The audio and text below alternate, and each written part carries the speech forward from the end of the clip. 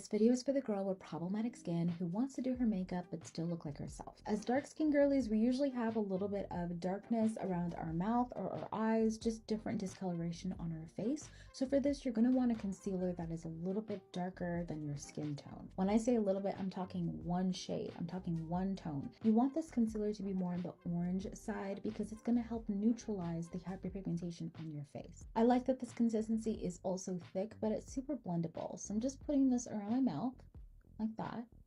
I have a little bit of darkness. As you can see, it's like slightly orange compared to my skin tone.